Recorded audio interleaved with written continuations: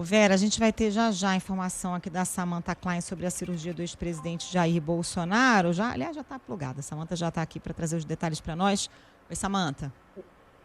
Oi, Carol e Débora. Olha, terminou no início da tarde a cirurgia para o tratamento de uma hérnia inguinal bilateral do ex-presidente Jair Bolsonaro. Esse procedimento foi solicitado pela defesa dele, também autorizado pelo ministro Alexandre de Moraes, e foi uma operação que durou cerca de 3 horas e 30 minutos. De acordo com as informações da equipe médica, o procedimento transcorreu dentro do previsto, sem qualquer intercorrência. Inclusive, o ex-presidente está no quarto, está acompanhado da ex-primeira-dama Michele Bolsonaro, esteve também acompanhado aí dos filhos, Carlos Bolsonaro, Flávio Bolsonaro, que estiveram, então, presentes aí ao longo do dia no hospital. E de acordo com o cirurgião Cláudio Birolini, os próximos dias serão aí de avaliação de recuperação. Ele disse que o procedimento é relativamente simples e foi ali realizado dentro do esperado, sem qualquer problema.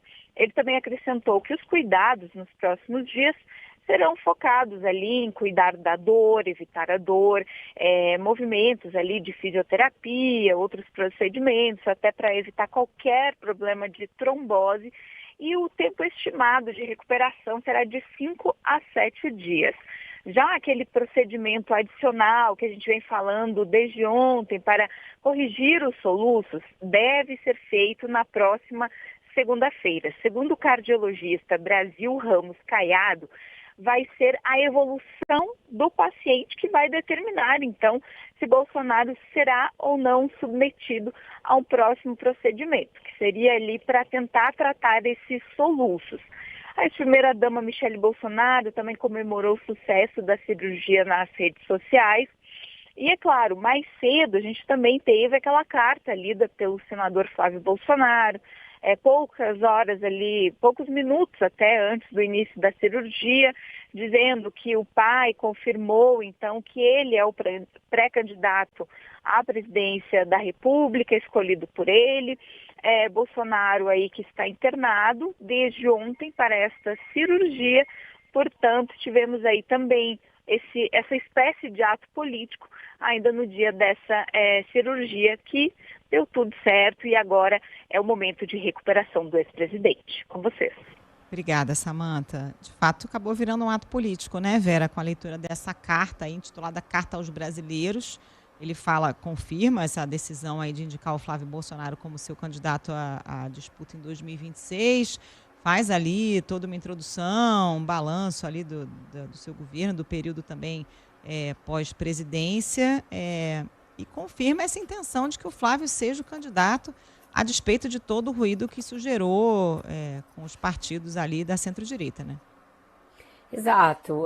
Foi também divulgado um vídeo de inteligência artificial, né, em que ele aparece redigindo a suposta carta. O Carlos Bolsonaro publicou uma foto dele no hospital. O Carlos Bolsonaro reclamou do excesso de segurança, muito aparato ali de policiais presentes ao hospital, disse que nenhum lugar do Brasil tem tanto policial e que isso ultrapassa muito os limites do razoável.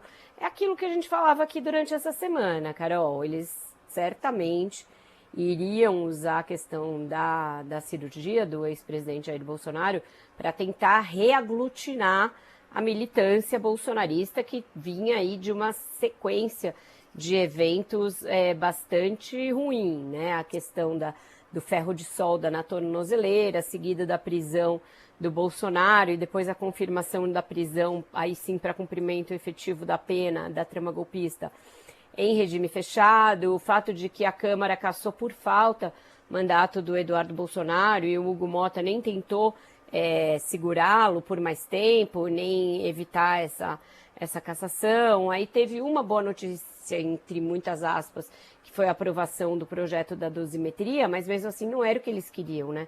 Eles queriam que se avançasse com um projeto de anistia para o Bolsonaro. Então, uma sequência negativa de eventos, uma busca e apreensão na casa do líder do PL, que pegou dinheiro em espécie, e isso É muito difícil de explicar, né? Ainda que ele tenha tentado dizer que vendeu um apartamento, não sei o que e tal. Então, essa coisa do mártir, do Bolsonaro martirizado, é uma narrativa que sempre aparece nesses momentos de maior enfraquecimento, em que há alguma crise, em que há algum ruído. Então, o Bolsonaro esfaqueado em Juiz de Fora, as cenas da facada, as várias cirurgias a que ele se submeteu depois. Então, isso era esperado. O quadro dele realmente não é um quadro simples, é bem complexo.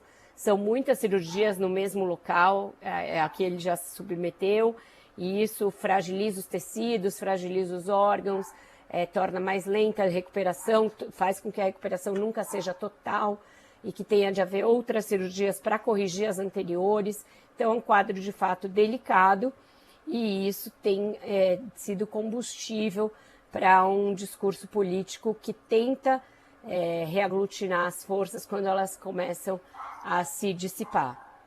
E o Bolsonaro tentando se manter relevante nesse jogo, né, Vera, a despeito de estar preso, mas essa candidatura do Flávio enfrenta muita resistência dentro do próprio grupo bolsonarista, né, nos partidos do Centrão, na Faria Lima.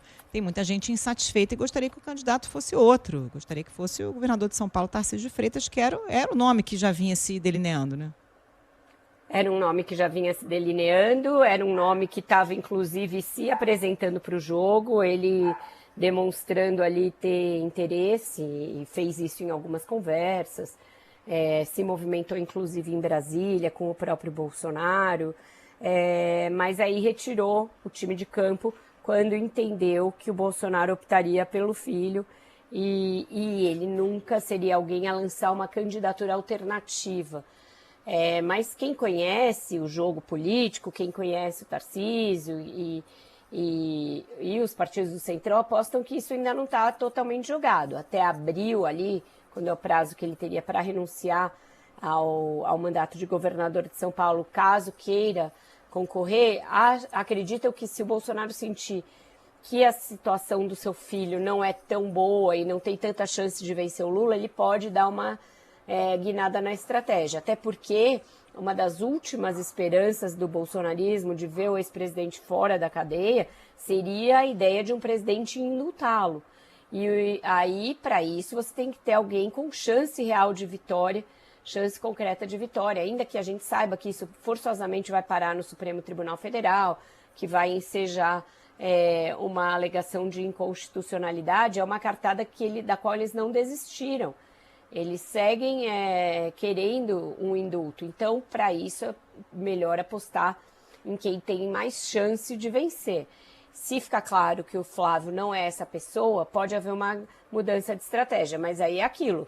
Caberia ao Tarcísio acreditar que é para valer, ter que renunciar ao mandato e a uma reeleição muito tranquila para apostar no Bolsonaro, que a gente sabe que é bem volúvel e não tão previsível.